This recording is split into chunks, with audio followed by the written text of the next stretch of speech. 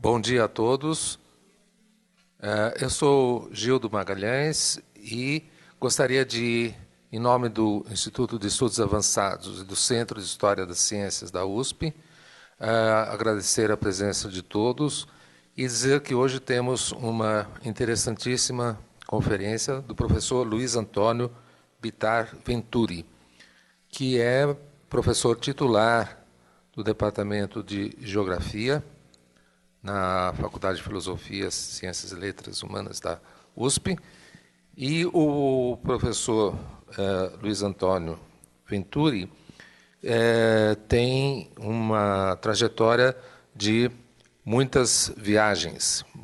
Ele esteve no Oriente Médio, ele fez pós-doutorado na Inglaterra, é membro de Instituto Hidrológico na Turquia, e ele viaja muito, inclusive para vir de casa até aqui, né, professor? Mas ele tem um passado de mais viagens ainda, quando ele trabalhou em companhia aérea e fez... Isso. Está vendo? A geografia e a Air France estão muito interligadas. Então, nós temos o prazer de anunciar essa conferência do professor Venturi sobre exatamente o recurso da água, em que ele vai fazer comparações entre o Oriente Médio e o caso brasileiro. Com vocês, professor Venturi. Muito obrigado. Acho que tem um microfone.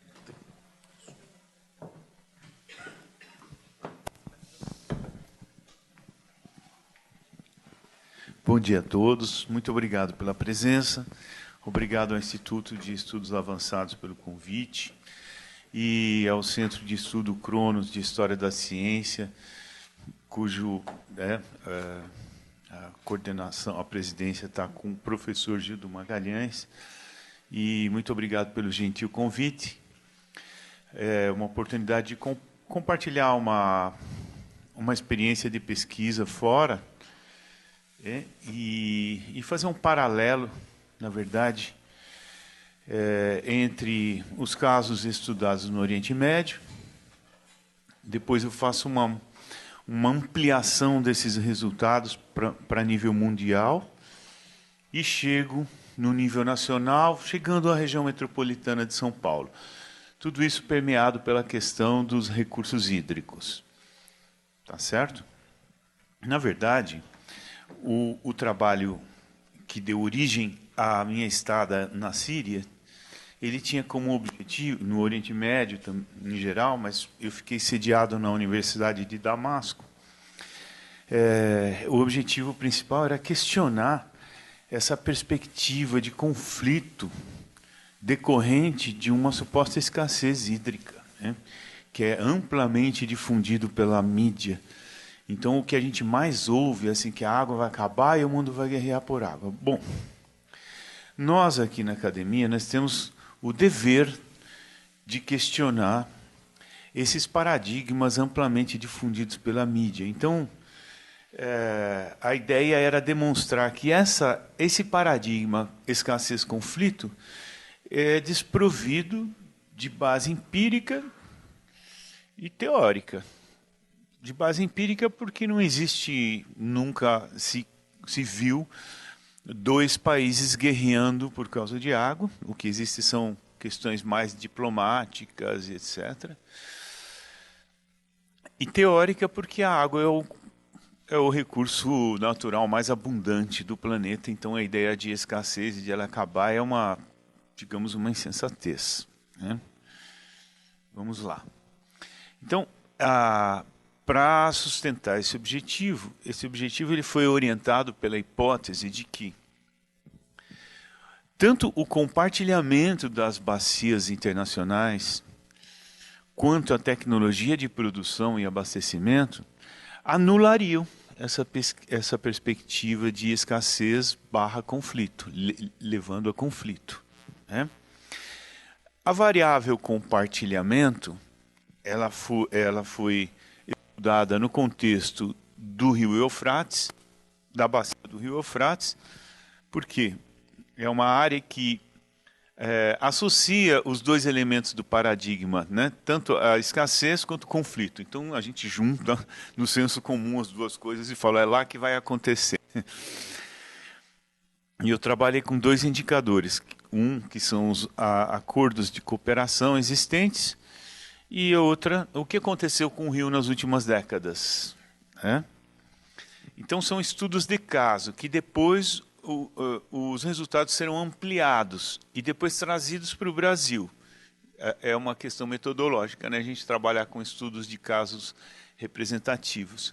A segunda variável, a variável tecnológica, né, ou relacionada à tecnologia, ela foi estudada no contexto dos países do Golfo, que são as nações modernas, ricas, e os indicadores são dois também. Produção de água, e isso, para nós brasileiros, a gente torce um pouco o nariz quando fala em como assim produção de água? A água está pronta, né? Aqui no Brasil, a gente apenas capta, trata e distribui. Como assim produção de água? Mas é o que ocorre lá. E uma gradativa substituição de fontes naturais. Ou seja, essas duas variáveis com esses indicadores juntos deixariam a ideia de escassez-conflito cada vez mais longa. Né? É isso que eu vou tentar convencê-los agora. Muito bem. Essa é o histórico de 40 anos de vazão do rio Eufrates. A gente não precisa se ater a detalhes, mas dá para perceber que uma das características do rio assim, são picos e vales de vazão. Né? E a mídia normalmente atribui isso à construção de barragens, principalmente na Turquia. Né? E aí, a gente situando as barragens e a inauguração dessas barragens nessa sequência de dados, a gente vai ver que não é bem assim. Por exemplo, aqui, a barragem de Ataturk, que é a maior de todas, ela foi concluída em 92. Mas antes, 3 anos antes, já havia uma vazão inferior. E eu não posso começar a encher uma barragem antes dela terminar de ser construída. E isso ocorre com várias outras. Né? E então, qual é a razão explicativa? Qual seria a razão explicativa? E vejam que todos os anos, com exceção de alguns anos, de fato de barragem, o protocolo de Damasco funcionou, porque o protocolo de Damasco ele assegura 500 metros cúbicos de vazão da Turquia para a Síria. Então, quando isso não ocorreu, como agora não vai ocorrer provavelmente, porque eles estão enchendo uma barragem nova, que é a Ilissu, então provavelmente ele baixa um pouco, no ano seguinte volta ao normal, porque as barragens elas têm um limite de armazenagem que não pode ser ultrapassado. Então chegou naquele... E elas são preenchidas uma só vez, e o rio continua fluindo ininterruptamente. Né? Então, a história de que uma barragem pode secar um rio e deixar a Síria e o Iraque sem água, essa história ela não é verdadeira, porque as barragens têm seus limites de armazenamento, né? A partir do qual ela corre até perigo de... Então, a gente buscou, nesse mesmo período, nós buscamos dados climáticos e descobrimos que há uma correlação muito mais forte entre os índices de precipitação nesses 40 anos, dá para perceber uma certa semelhança, com fatores naturais do que com as próprias barragens, com índices pluviométricos. E aí eu pedi para um hidrólogo fazer as análises estatísticas, que eu não sei fazer direito, e ele fez todas aquelas fórmulas lá e, de fato, ele comprovou esses índices de relação. É uma variável, é uma sequência constante, nada mudou significativamente nesses 40 anos. Certo? E aí eu fui atrás de mais dados também. Esses dados foram produzidos lá, né, pelos anuários estatísticos oficiais da Síria. Depois, o inventório de águas compartilhadas da Ásia Ocidental, da Unesco,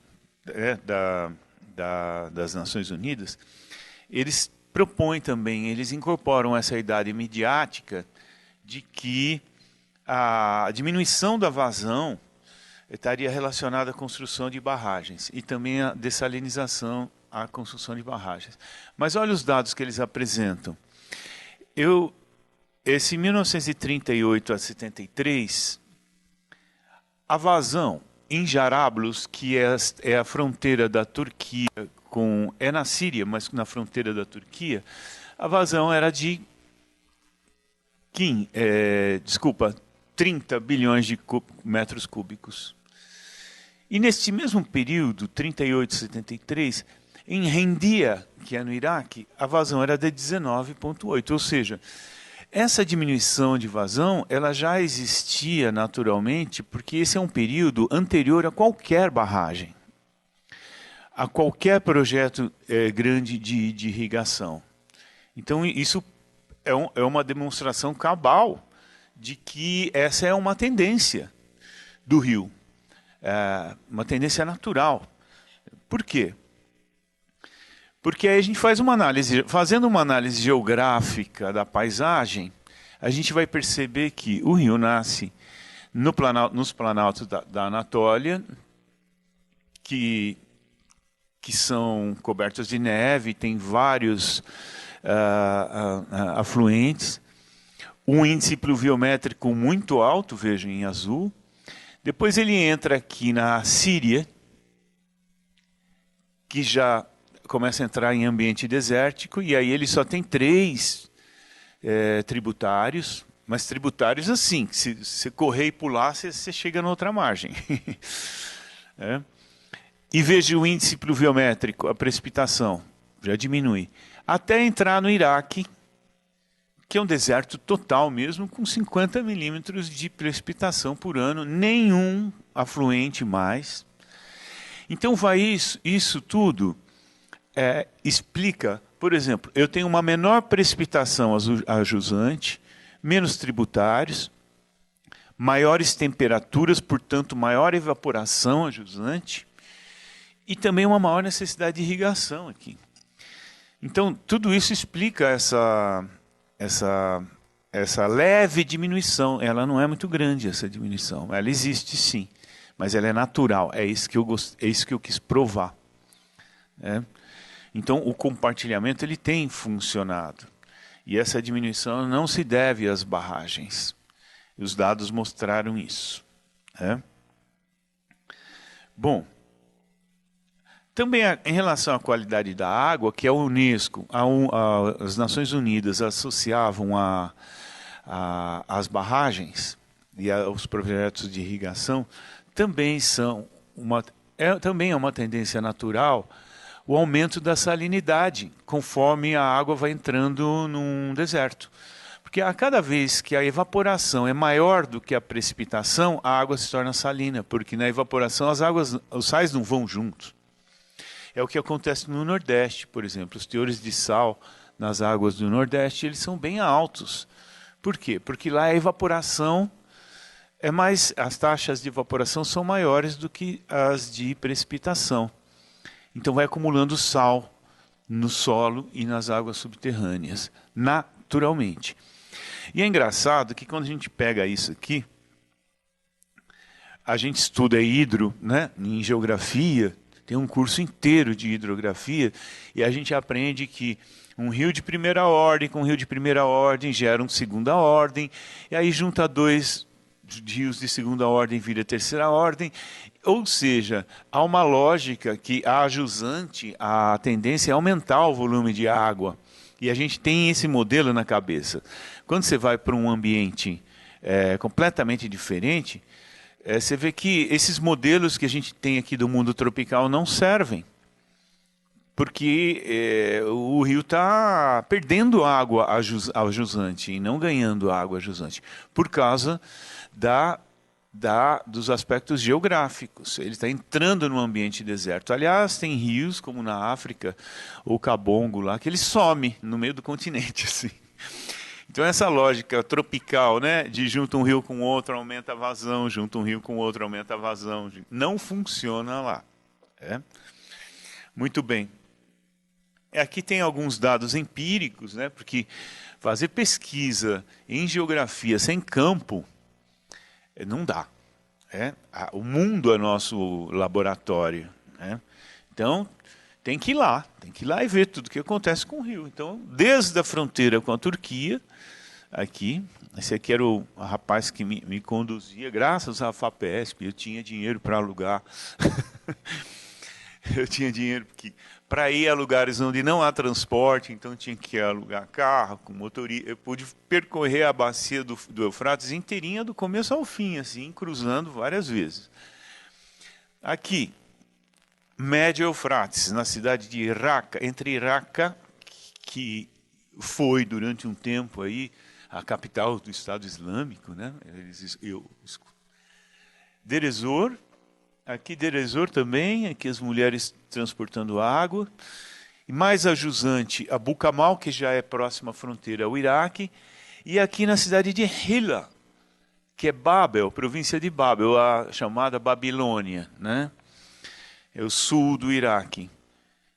Vejam, o rio é praticamente o mesmo do começo ao fim. Cadê a secura, né, que a mídia fala, o Iraque vai ficar sem água? Não, isso aqui é a cidade de Hilla. Aliás,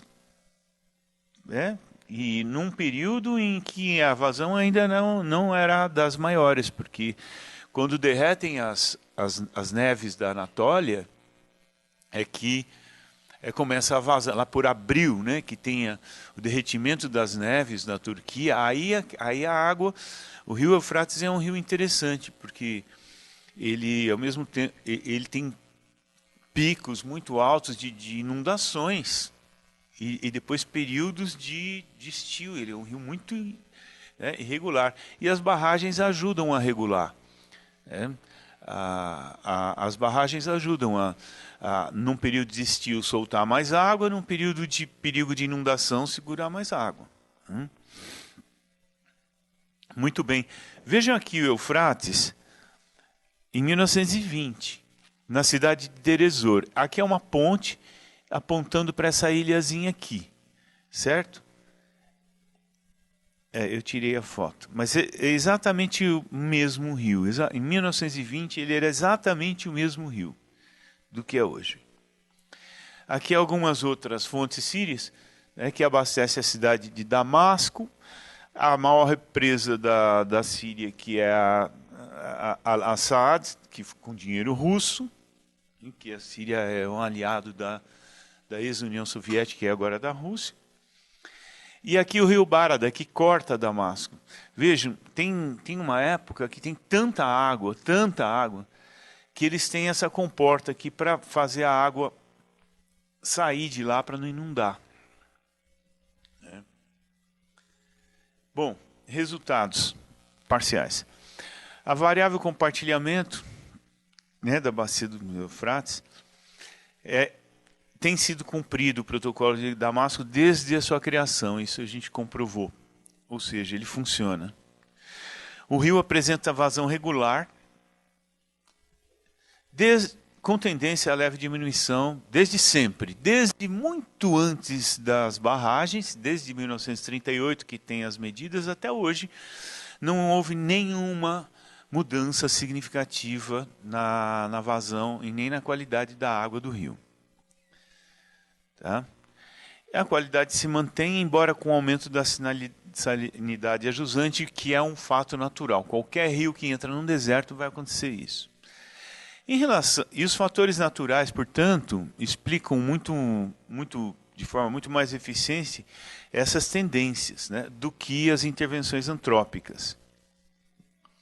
Chegando à segunda variável, que é a tecnológica, eu queria mostrar para vocês a evolução da produção de água dessalinizada nos Emirados Árabes Unidos.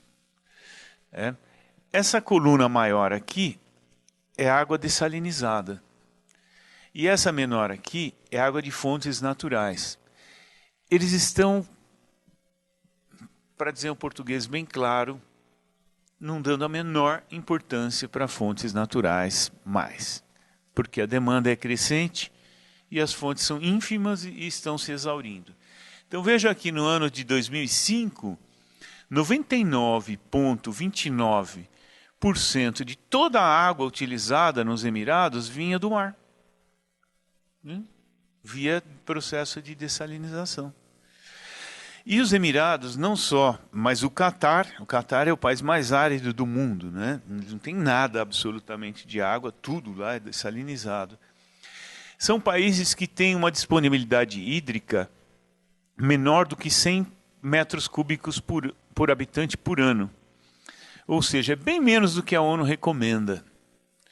Só que com a dessalinização, eles conseguem um conforto hídrico que chega a 1.127 metros cúbicos por habitante por ano, com excedente ainda de 11%. Isso é nível de Suécia, de África do Sul, a nível de países que têm conforto hídrico. Só que isso é obtido artificialmente através da dessalinização. Então, cada país, toda a Península Arábica, ele é pontuada por usinas de dessalinização e não há o que disputar ali. Cada um resolve do seu jeito e a ideia de conflito ela meio que se anula. Não tem um rio assim para ser disputado entre um país e outro, uma bacia. Não tem. A escassez é tanta que não há o que ser disputado. Então a ideia de conflito não existe em relação à água. Cada um resolve da sua maneira. Esse é a demanda, da demanda de água em Dubai. Esse é um bairro de Dubai que se chama New Dubai. Eu coloquei entre aspas como se a gente pudesse chamar alguma coisa de New lá, né? É um país que tem 30 e 40 anos de idade e tudo é super novo, mas eles têm alguma mais nova ainda. Então, uma demanda fortemente crescente e eles dão cada vez menos, eles nem procuram mais a água subterrânea, para dizer a verdade. E vejam, um país com uma disponibilidade natural hídrica de menos de 100 metros cúbicos por habitante por ano, parece um paraíso das águas. Parques temáticos, pistas de esqui dentro de shopping center, é uma Disneylândia da água, né? O país inteiro é super florido e gramado e campos de golfe. Parece que você está no paraíso das águas, assim. E tudo isso regado, que o Max Sorre, aquele geógrafo que nós tanto gostamos, ele já propunha irrigação mais eficiente por tubos furados por baixo da água para evitar a evaporação, né, para aumentar a eficiência. Então, todos esses jardins, todos esses gramados, todo tem redes de tubos perfurados por baixo para manter a irrigação. E essa é uma usina na Arábia Saudita. A Arábia Saudita consegue produzir 1 milhão de metros cúbicos de água potável por dia. Ou seja, não dá nem para armazenar. É como se abríssemos as torneiras do oceano. E isso faz com que a gente tenha que rever, nós voltando de lá, nós fizemos uma enorme de uma revisão conceitual, porque as nossas concepções e as definições em relação aos recursos hídricos não servem mais. A realidade empírica, socioeconômica e tecnológica, ela evolui muito mais rapidamente do que os nossos conceitos teóricos. Então a gente vai correndo atrás. Vai passando o tempo, os nossos conceitos vão perdendo a acurácia e a gente tem que ir atrás para tentar ajustá-los às novas realidades. E é isso que a gente fez. Eu vou mostrar para vocês. Agora, só um dado curioso, que dos países do Oriente Médio, vejam, os que têm mais água, que é Síria e Iraque, por causa dos rios Tigres e Eufrates e Orontes, etc., são os que têm a população sem acesso à água potável. E os países com menos água, menos de 100 metros cúbicos, menos de 100, eles têm menos de 10% da população sem acesso à água potável. Ou seja, ter acesso ou não à água potável é muito mais uma questão de gestão do que da disponibilidade do recurso hídrico mesmo, né? E a gente vai ver que isso ocorre no Brasil também. Eu vou fazer o seguinte, agora a gente vai expandir para a realidade mundial, planetária, depois chegamos no Brasil e encerramos com São Paulo, tá bom? Não vou me demorar muito, não. Então, também em relação à variável tecnológica, a tecnologia resolve o problema de abastecimento, está cada vez mais eficiente e mais barata, com um uso crescente de fontes de energia inesgotáveis. Existem usinas pelo mundo, na Austrália, que funcionam exclusivamente com energia eólica. Então você junta uma energia inesgotável, que é eólica, com água do oceano, que é inesgotável, você tem que rever os seus conceitos. E se há 10 anos atrás eram necessários 15 quilowatts de energia para produzir 1 metro cúbico de água, quando eu fui em 2012 visitar uma usina em Oman, eles já estavam gastando apenas 3,5 quilowatts para o mesmo metro cúbico. Então a tecnologia ela é assim. Ela começa cara, difícil, depois ela vai se tornando cada vez mais eficiente, cada vez mais barata, e hoje até a faixa de Gaza tem projeto de dessalinização. Até países pobres, até Iêmen, até, sabe, se torna muito mais acessível. E existe esse, olha, Middle East Desalination Research Center, que tem sede em Muscat, em Oman, que quando eu visitei, eu falei, puxa, eles unem as duas variáveis da minha hipótese. Porque eles fazem pesquisa em cooperação. Então a questão do compartilhamento e da tecnologia estão juntos lá. Lá tem israelenses, palestinos, sírios, indianos, trabalhando com nanotecnologia. Você vê gente do mundo inteiro em cooperação, trabalhando em projetos para tornar mais eficiente e mais barato esse processo. Então vale a pena dar uma entrada no site da Middle East Desalination Research Center, e também recomendaria um outro site que já vai aparecer aqui. Um site da IDA, International Desalination Association. Vocês vão ver que hoje mais de 300 milhões de pessoas bebem água do mar, e vocês vão experimentar, que eu trouxe um pouquinho aí. Bom, conclusão da pesquisa. A hipótese foi corroborada e foi defendida como tese de livre docência em 2012. Enfrentei a banca contestou bastante, e no fim a tese foi aprovada, porque há mais evidências que tanto os acordos de cooperação como a tecnologia, eles têm sido capazes de assegurar o abastecimento e evitar conflitos. Anulando o paradigma malthusiano, né, de que a água vai acabar e o mundo vai guerrear por água, que é o que a gente vê na mídia. O Malthus deve estar lá assim, super feliz onde ele estiver, fala assim, puxa, depois de 200 anos relembraram de mim, estou em voga novamente. Né? Muito bem. Expandindo um pouco esses resultados, para reforçar a refutação da hipótese da guerra da água, tá certo? Então vamos expandir um pouco isso. Primeiramente, mais de 260 bacias internacionais no mundo, segundo Aldo Rebouças, que é o meu guru da água, aí, a maior autoridade sobre água que nós tivemos aqui na USP. São assegurados por acordos e tratados. Por isso que a gente não tem conflito de países guerreando por água. Me dá um exemplo de 2 países que guerrearam por água. Na história. Exemplo, não tem base empírica isso. O que tem são rusgas diplomáticas, né? Que é diferente.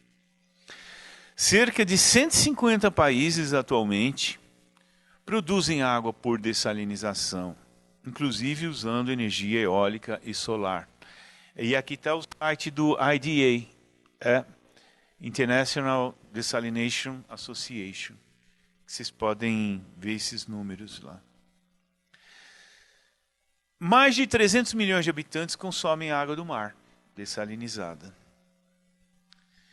E é muito mais barato dessalinizar a água ou tratar esgoto do que guerrear por ela.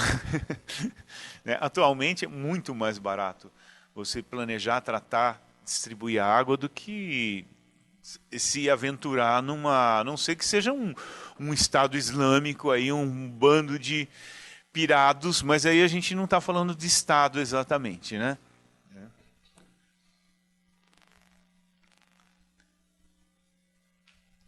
Vamos lá.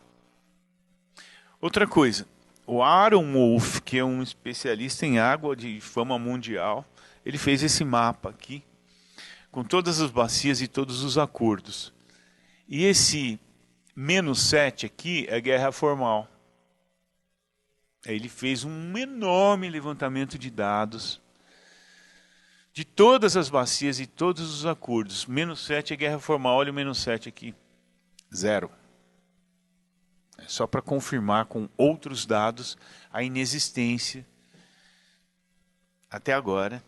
E mesmo, eu diria assim, mesmo que amanhã a Turquia, que está preenchendo lá a barragem de Ilissu, a barragem seja bombardeada, isso não anula todo esse resultado, porque são 260 bacias internacionais. Uma bacia que haja conflito não vai ser a regra, vai ser a exceção. Um outro argumento que anula a perspectiva de que a água vai acabar é dado pelo ciclo hidrológico, né? Essa figura mostra que de toda a precipitação na Terra, de toda a evaporação, se eu pegar toda a água que está na atmosfera agora, 86% evaporou dos oceanos e 14% dos continentes. Tudo bem? Agora, se eu pegar toda a precipitação que ocorre num período, 22% vai precipitar nos continentes e 78% nos oceanos. Isso quer dizer o quê? Quer dizer que pelo ciclo hidrológico e por essas correntes de advecção, nós temos uma recarga, um superávit de 8% contínua nos continentes. Ou seja, não há como a água acabar, porque o nosso grande reservatório de água doce são os oceanos. De onde vem a água dos continentes? Que, né, no ensino fundamental a gente aprendia que vinha das rochas, as rochas brotavam água. Mas a gente sabe que, né, toda a água que existe no continente ela veio via evaporação e precipitação e infiltrou nos aquíferos, tá, nos rios. E é exatamente por causa desse, olha, tá vendo? Evaporou 14, precipitou 22. Exatamente por isso que os rios não secam, os lagos não secam. Que mesmo que fique um tempão sem chover, o rio vai estar desaguando água no oceano ininterruptamente. Tá? E mesmo que a gente pensasse, né, quando eu falo que a água é inesgotável, mas professor, eu estou pensando só na água doce, que é a que eu bebo. Eu falo, tudo bem, eu não posso fragmentar a análise geográfica do ciclo hidrológico. Porque se eu considerar só água doce, eu vou ter que considerar que o rio, quando deságua no mar, a água está se destruindo. Não, de onde que essa água doce vem?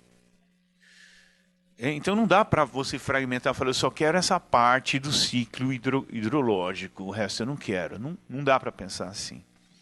Né? E tem mais um dado também, né? O mesmo volume de água que existe hoje na Terra é exatamente igual a 2 bilhões de anos. Ou seja, de 2 bilhões de anos para cá, o volume de água não aumentou nem não diminuiu. Por quê? Porque todo o uso que a gente faz da água é não consumtível, ou seja, a água não se consome. A água que você bebe, ela não se consome, ela volta para o sistema. A água que você irriga, ela volta para o sistema. Não há destruição da molécula de água. A mesma molécula de água que molhou a testa de Jesus Cristo quando ele foi batizado pelo João Batista lá no Rio Jordão, pode de repente cair na sua testa aí na hora que você tomar chuva.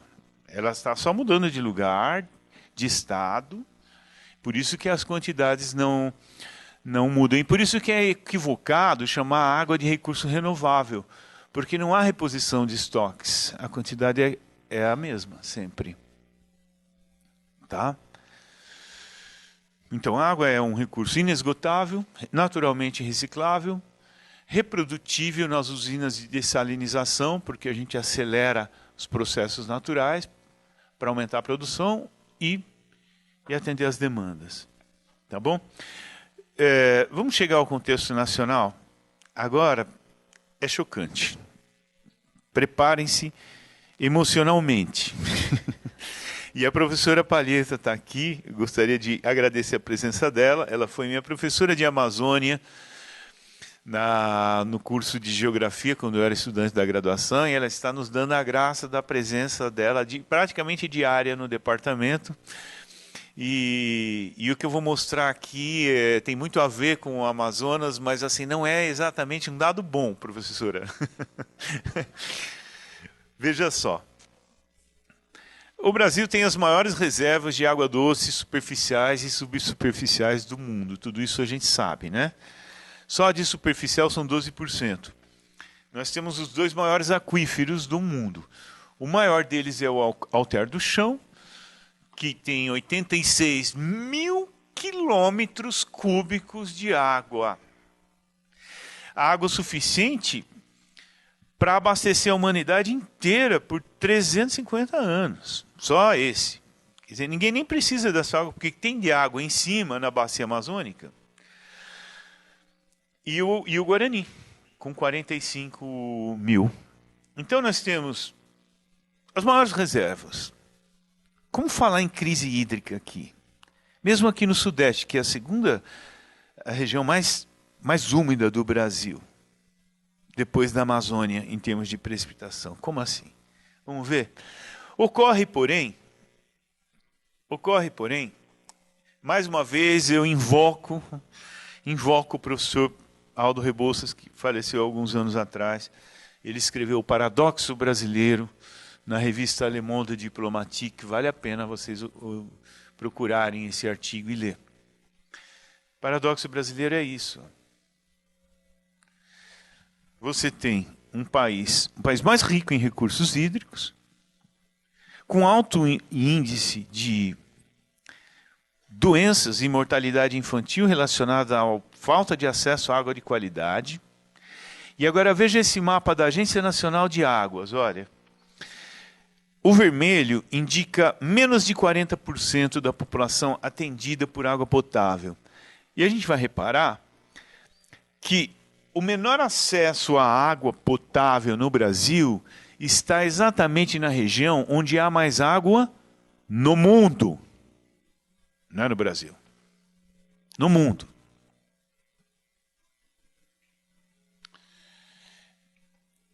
E aqui eu ia comparar o caso da região metropolitana, que é a segunda região mais úmida, com o caso de Damasco, né? Eu sempre conto essa história. Quando eu estava lá, eu aluguei um apartamento no centro, e aí na cozinhinha tinha 2 torneiras. E eu usava daqui, usava dali. Eu sou destro, eu usava principalmente a da direita, né? E aí depois de um mês, mais ou menos, o proprietário, que era um senhor Salim, que me visitava periodicamente, depois de um mês ele falou: "Ai, seu Luiz, eu esqueci de avisá-lo que a água dessa torneira direita aqui não é para beber, não é para fazer café, não é para..." Já fazia um mês que eu estava usando aquela água, porque eu sou dessa. Não, essa é uma água para outros usos. Como é que eu ia imaginar que um país pobre vai ter água de 2 qualidades para você promover um uso racional qualitativo, coisa que a gente não pode fazer aqui. A gente só recebe água, a mesma água que eu bebo, eu dou descarga. Quando você fala assim, vamos usar racionalmente a água Então as pessoas falam assim, como? Aí eu pergunto para os alunos, como? Eu fecho a torneira quando eu vou escovar o dente, eu fazer a barba, eu tomo banho uma vez por semana, sei lá. Ou seja, todos os exemplos estão relacionados à diminuição quantitativa, mas ninguém atenta para o uso racional qualitativo, porque não dá. A mesma água que eu bebo, eu lavo o cachorro, eu rego as plantas. Dá. O máximo que dá é uma vez por semana, quando você lava a roupa, pegar aquela água e jogar no chão e falar assim, estou fazendo a minha parte. Mas é mínimo isso, né? E a gente não tem infraestrutura para isso, porque eu precisaria construir outros 60 mil quilômetros de tubulações para fornecer água de reuso para as residências, porque elas não podem vir na mesma tubulação. E lá na Síria, você vê, morei lá, nunca faltou água na minha torneira. Eles têm muito menos água do que aqui. Aqui eu moro, Itapecerica da Serra, Alto Cotia, está sempre cheio de água, Guarapiranga cheio de água. E falta. Como assim falta? Como falta? Não existe crise hídrica aqui em São Paulo. A gente vai chegar lá. O que existe é crise de gerenciamento hídrico, né? Vamos lá. Sudeste. Comparem. Agora eu dou umas incursões na geografia aqui, né? A costa brasileira com a costa do Chile, hiperárida. Costa da Namíbia, muito mais árida. Olha, inclusive as areias do deserto. Né? Por quê? Porque a terra gira da esquerda para a direita. E a gente tem a sorte de ter o litoral voltado para o Oriente. Portanto, a gente recebe continuamente umidade dos oceanos. Coisa que não ocorre nos países que estão com a costa voltada para o Ocidente, para o Oeste. Tudo bem que tem as correntes aqui de Humboldt e aqui de Bengala que ajudam a promover essa secura. Mas basicamente é isso. Isso aqui é contínuo, isso aqui nunca vai acabar. É a segunda região mais úmida do Brasil, como eu disse. Agora olha o contexto do estado de São Paulo. Rapidamente, já tô terminando, tá? Já está acabando. Não dá para ver, mas dá para ver que é um tomzinho azul claro, né? De tanto rio, a densidade de drenagem, depois tentem chegar perto, para vocês verem a densidade de drenagem do estado de São Paulo, é impressionante. Mal dá para distinguir. Depois aqui os aquíferos. Há vários aquíferos sobrepostos. Tem o Guarani, tem o Serra Geral, tem o Bauru, tem o Tubarão, tem o Taubaté. Nossa, tem aquífero que não acaba mais. De altíssima qualidade. Porque olha o mapa da qualidade da água subterrânea de São Paulo. Porque daqui para cá é tudo sedimentar. E o aquífero sedimentar, que é de porosidade intergranular, ele é filtrante. Então a água infiltrou ali, ela é limpa. Uma água poluída atravessou 10 metros de arenito, ela já fica completamente limpa. E aqui na região metropolitana, eu digo a vocês, são poucas as metrópoles que eu conheço que dispõem de tanta água, tanto em termos de sistemas de reservatórios, que nós temos aqui, todos esses, Cantareira, Alto Cotia, Rio Claro, Rio Grande, que todo mundo conhece, além de diversos rios, o Rio Tietê. Não pode usar o Rio Tietê, por quê? Qual é o problema da crise hídrica de São Paulo? É muito simples. Muito simples. Nós não somos capazes de parar de poluir. 2, não somos capazes de tratar essa água em volume e velocidade suficiente para colocar na rede. Porque tanto faz se a Guarapiranga está com 60% ou 110% de água, isso tanto faz. O que é determinante é o quanto eu consigo limpar para colocar lá. Porque ela pode estar transbordando, mas a minha capacidade de purificar é X, é só aquele X que eu vou usar. Tá certo? Então é um problema muito mais de gerenciamento. Não dá para conceber crise hídrica. Crise hídrica natural, ela na verdade, conceitualmente, ela não existe. O que existe são regiões com escassez hídrica natural. Agora, se uma população se estabelece em uma região de escassez hídrica natural e não é capaz de assegurar o seu abastecimento, isso é um problema social. Porque habitar aqui ou ali é uma determinação social. Então não existe. O que existe é escassez natural. Crise é um conceito social. Aqui a gente tem, além dos 6 sistemas, o Rio Tietê, o Rio Pinheiros, o Rio Tamanduateí, Aricanduva, Embu-Mirim, Embu-Guaçu, Cotia, etc. E, atenção, a represa Billings, com cerca de 1,2 bilhões de metros cúbicos de água, que poderia sozinha abastecer quase 5 milhões, eu coloquei mais de 5 milhões, mas não, são quase 5 milhões de pessoas, só a Billings, com o volume de água que ela tem hoje. E quanto que a gente usa dela? Nem 1/3. Por quê? Porque ela continua recebendo 800 toneladas de esgoto por dia e 500 de lixo por dia. E aí eu tenho um enorme reservatório que é maior do que todo o sistema Cantareira, completamente subutilizado. E aí vem alguém e fala que faltou água porque choveu pouco. Então, gente, nós temos os inimigos públicos número 1, né? Que o primeiro lugar é São Pedro, que a gente vai começar a ouvir falar dele agora. E vai faltar água porque choveu pouco. Está chovendo aí. Não, tá chovendo. Não foi porque poluímos e não conseguimos tratar. Porque assoreamos. Não, foi porque choveu pouco.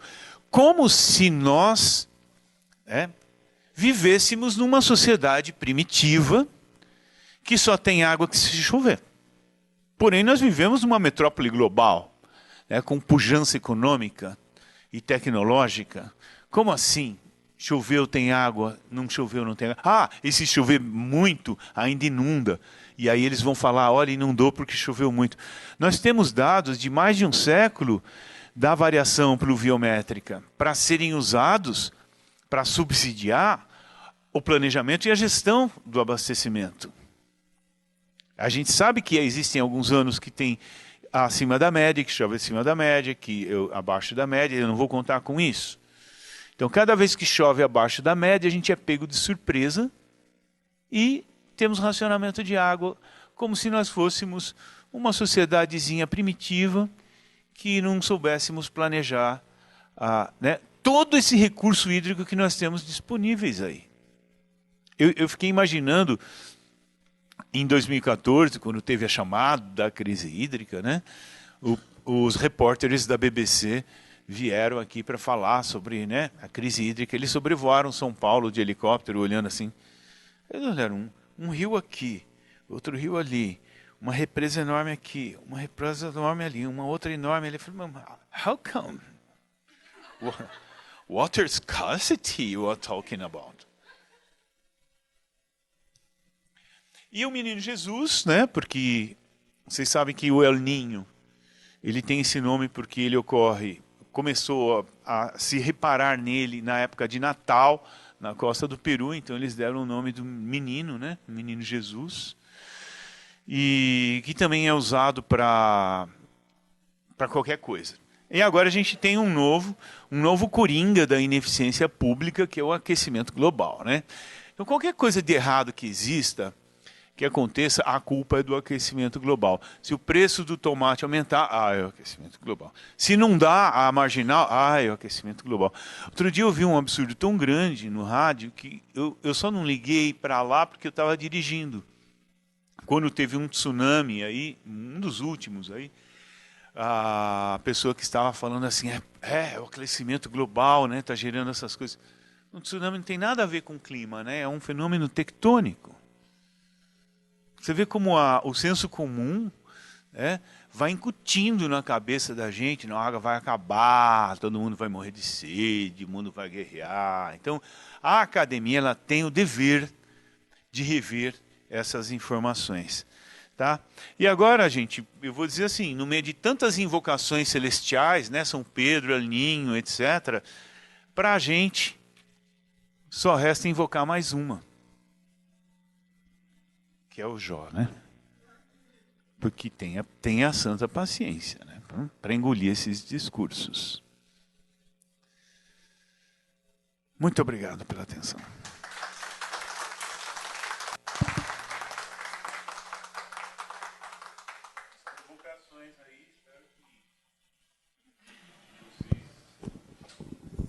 Bom, depois desta lavada, né, que o professor Luiz deu nos catastrofistas de plantão, vamos abrir para comentários, perguntas. Obrigado. Eu gostaria, por favor, Angélica, se alguém quiser experimentar a água do Mar Vermelho, tá? A Angélica sobraram 4 garrafinhas da última viagem. Então, ela vai distribuir em copinhos pequenos, tá? Pois não, Nós vamos fazer de conta que é uma cachaça dessas bem caras. Pronto. Quem gostaria de fazer comentário? Eu. Tá. Professor, muito obrigada. Você pode se identificar? Eu sou a Mariana, eu sou estudante de engenharia ambiental. Eu tenho um projeto chamado Seu Lixo Meu, que justamente vê toda essa parte de contaminação. Seu Lixo Meu. E a gente tem estudado muito sobre, por exemplo, contaminantes emergentes, os agrotóxicos que são lavados pela chuva. A Sabesp, por exemplo, apesar dela ser uma responsável pelo tratamento, você tem áreas que esse esgoto está jogado em natura, né? Isso é fato. E ela não retira, por exemplo, fármacos da água. A gente tem, que é outro problema. A gente tem, por exemplo, áreas que podiam ser de recarga sendo desmatadas. A gente tem o cerrado em cima do aquífero, mas sendo destruído, que também vai ter um outro problema lá futuramente. O senhor me corrija se eu estiver errado. Então, eu acho que na cabeça da população existe um conceito errado. Uma coisa é disponibilidade de água e a outra coisa é crise. A gente podia chamar até de crise político-socioambiental, digamos assim, porque o que o senhor deixou hoje na minha cabeça a gente só não tem acesso à qualidade de água porque a gente não tem competência política e econômica. O recurso está aí. Mas tem todas essas contaminações hoje em dia, né? A gente tem aqui em Santos as crianças crescendo no esgoto, né? Assim, um problema de anos sendo ignorado. Então, assim, como que a gente começa a discutir isso de uma forma que eu possa passar para um público leigo? Porque eu acho perigoso a gente também falar que tem água em abundâncias com todos esses problemas socioambientais. É uma pergunta interessante. Toda vez que eu falo em escolas, algum professor fala assim: professor, não é perigoso falar que a água é um recurso inesgotável e tal? Fala assim, a gente não educa pelo medo, né? Vou mentir para eles que a água vai acabar? Não, a gente educa, fala assim, vai faltar água na sua torneira, mas você tem que saber por que vai faltar. Vai faltar água limpa porque nós não somos capazes de despoluir, parar de poluir e despoluir. É por isso. É claro que cada um tem, no ambiente doméstico, a gente tem as nossas obrigações, embora sejam mínimas, né? Porque a agricultura é que consome mais 70% da água. E o Aldo Rebouças falou que fez uns cálculos que, se nós aumentássemos 10% a eficiência da irrigação no Brasil, sobraria água para mais 90 milhões de brasileiros. Então, é sempre uma questão de gestão, né? Então, o que é a chamada crise hídrica? É você abrir a sua torneira e não sai água. Então, o aluno tem que saber por que não está saindo água. Porque, na cabeça dele, ele vai ligar a televisão e vai dizer assim, choveu pouco, por isso que não tem água. Então, ele não vai saber nem responsabilizar quem tem que ser responsabilizado, né? Tinha mais alguma coisa aí que você... Agrotóxicos, fármacos, que hoje a gente não... Então, eu conversei com uma colega da Embrapa, ela disse que a maioria dos agrotóxicos, eles têm vida curta. E quando eles começam a infiltrar, depois de uns 15, 20 metros, eles não têm mais efeito. Foi o que ela disse. Eu não estudo exatamente isso. E o pior são os esgotos. Muito pior, por causa dos nitrogenados, etc. São muito piores do que os agrotóxicos, porque eles têm vida curta. E como a maior parte da agricultura está em bacia sedimentar, porque o relevo é aplanado, né? Você tem agricultura de cana e grão só em áreas aplanadas, que são as bacias, os planaltos sedimentares ou as depressões periféricas, etc., que são sedimentares e que, portanto, têm um efeito filtrante muito, muito grande. Imagine uma camada de arenito com uma vela de filtro, por exemplo. Então, não dá para generalizar. Os fármacos são perigosos, alguns agrotóxicos também têm seu nível de perigo, os esgotos têm as suas características, e tudo isso vai mudar dependendo do ambiente onde eles estejam, se é cristalino, se é sedimentar. Isso tem que ser levado em consideração também. Ou se é kárstico. Se for kárstico, é pior ainda, porque não tem nenhum efeito filtrante. Tudo que entrar lá contamina tudo, né? Que são os aquíferos de condutos. Então, digamos assim, não há uma regra fixa para tudo isso, mas, por precaução, a gente tem que tomar atenção a isso. Toda a área da depressão periférica de São Paulo, que começa ali em Sorocaba e vai até praticamente Botucatu, são áreas em que as camadas do arenito estão expostas, por causa do escavamento, do que o Aziz chamava de circundenudação da bacia. Então, todas as camadas ficam expostas, e é por ali que entra a água, a recarga dos aquíferos, mas é por ali também que pode entrar poluentes. Então, tem que estudar bem os casos, né? É assim. Nada. Mais alguma pergunta, comentário?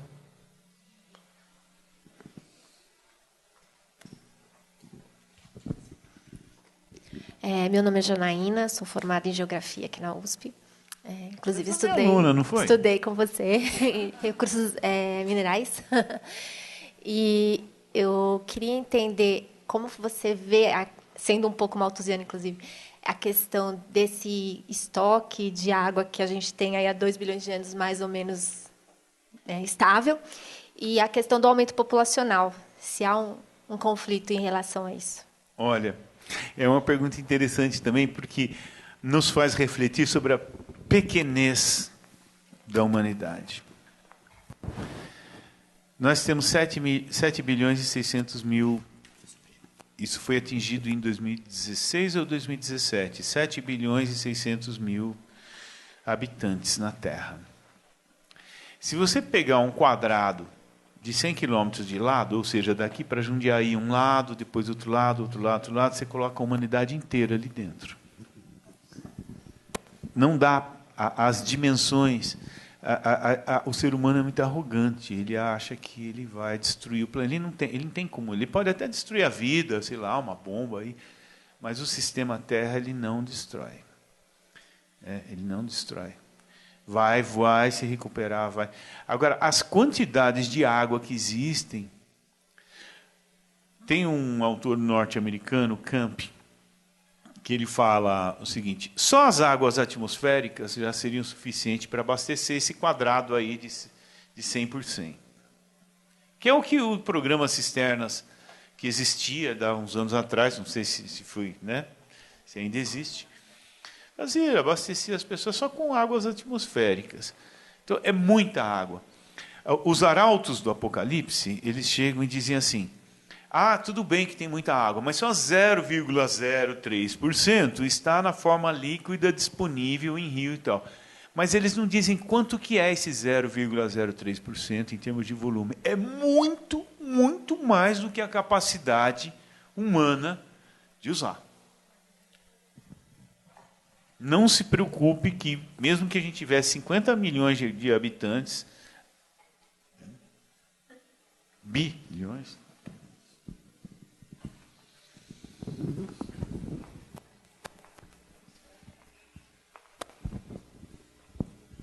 dia. Meu nome é Sidney, ex-aluno. Ah, você é o Sidney. Apareci, estou aqui. Sidney Martins, foi meu aluno há vários anos. Muito prazer em revê-lo. Legal.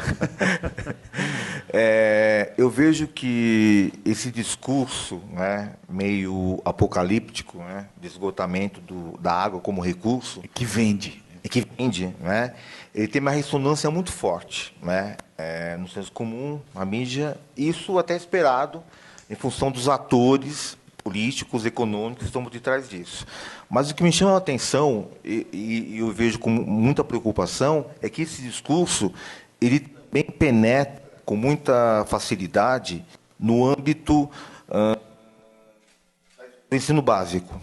Tá? Então, a minha questão que fica é o seguinte: será que temos que repensar também a educação da geografia, principalmente no que diz respeito à parte física, né, para que os nossos alunos, os nossos professores possam, né, ter um espírito muito mais crítico frente a esse discurso alarmista, político, né, e econômico, né? Olha, Sidney, com certeza a minha preocupação, eu tenho uma preocupação muito grande, eu tenho ido em muitas escolas de periferia, lá na região de Itapecerica, falar com alunos, com professores, aí reuniões de professores na diretoria de ensino, assim, tentando fazer o que a gente pode, né, para tentar reverter isso, ou seja, conscientizar com base em conceitos mais corretos, né? E não pelo medo. Se você desperdiçar água, vai acabar, você vai morrer de fome, porque, por enquanto, é assim. E a mídia fala. Pessoas famosas, pessoas muito famosas, eu não vou citar nenhum nome, vão lá no Fórum Mundial da Água, em Brasília, e falam que a água vai acabar. Pelo amor de Deus. Ou então... essa perspectiva apocalíptica, ela é demonstrada e comprovada e questionada neste livro. Tem um capítulo que fala por quê? Por que esse paradigma é tão amplamente difundido? Tudo isso que eu falei e essas pesquisas, elas estão nesse livro aqui, Água, o Fluxo da Paz, né? No Oriente Médio, o Fluxo da Paz. Porque vende. Eu entrevistei alguns donos de jornais, tanto nacionais quanto estrangeiros, que dizem a notícia ruim vende, a notícia boa não vende. Então, a gente se você falar que o mundo vai guerrear por água, vai vender muito mais, o livro vai vender muito mais. Então, tem essa questão, digamos, de interesse comercial, de vincular informações que vão vender mais. Essa é uma questão. E aí a obrigação da academia, das escolas, é questionar isso e para tentar, né, digamos, consertar essas informações erradas aí. Eu ia falar mais alguma coisa sobre...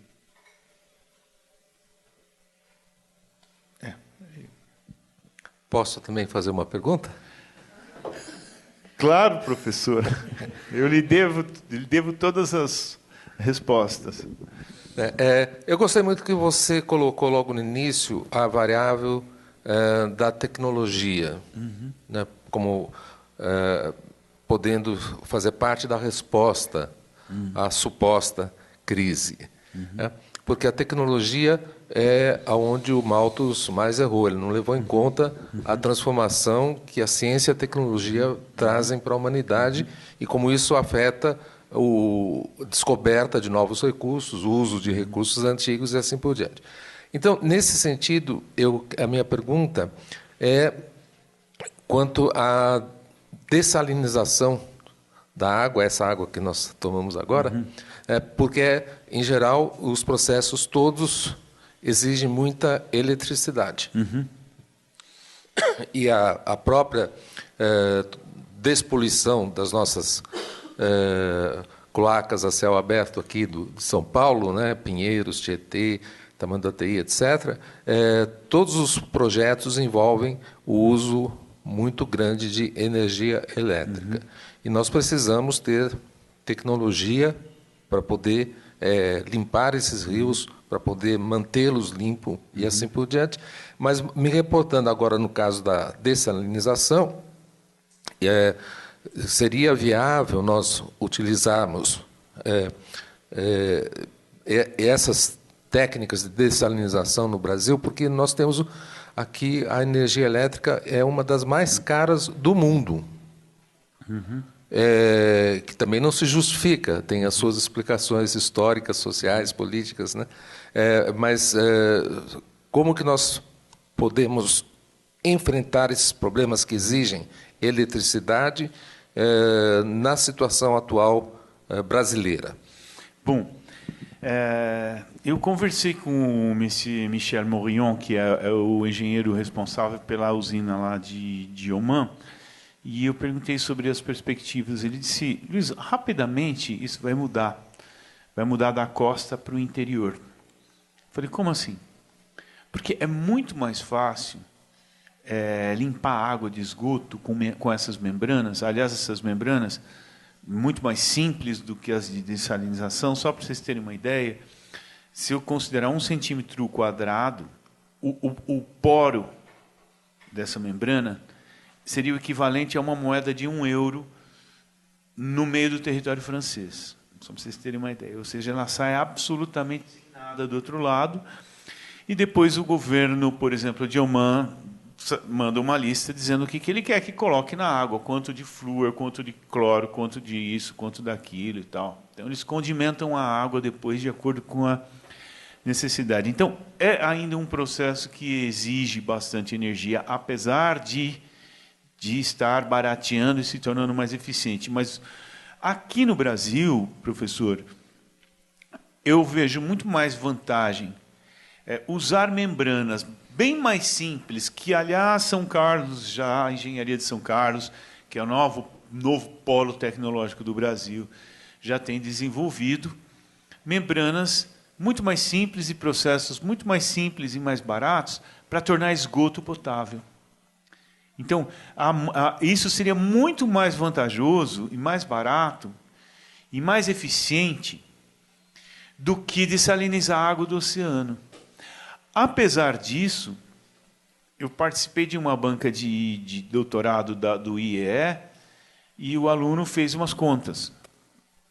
Ele ficou testando dessalinizadores domésticos movidos a energia solar, que lá tem de sobra, né? E ele conseguiu comprovar que com um dessalinizador simples e uma placa simples, você poderia produzir 10 litros de água potável por dia ao preço de 16 centavos o litro, por exemplo. O problema é que ele fez isso em escala doméstica e não em escala de comunidade, porque aí quebra a máquina de um, quebra de outro. Então, se fosse comunidade, envolveria a comunidade. Então, e também porque a água do subsolo do Nordeste ela é salobra, ela não é salgada. Então, o processo seria mais, digamos assim, mais fácil, mais leve, né, do que a água do mar. Então, tanto as águas salobras do Nordeste, movidas, dessalinizadas com energia solar, quanto as membranas utilizadas nas regiões metropolitanas para purificar a água, para ela poder voltar, inclusive, ao sistema, essas seriam as perspectivas mais viáveis para nós do que empreender dessalinização de água do oceano, que ainda é um processo mais difícil e a gente tem soluções mais viáveis e mais baratas. Mais algum comentário? Então, só me resta agradecer novamente ao professor Luiz Antônio Venturi e obrigado ao público que esteve aqui. Obrigado. O Eduardo está com os últimos 12 exemplares do livro. A editora fechou, não vai haver outra edição. E a gente está traduzindo para o inglês esse livro. Então, vocês podem esperar uma versão aí mais para frente em inglês, tá bom? Muito obrigado pela atenção. Adorei ter vindo aqui.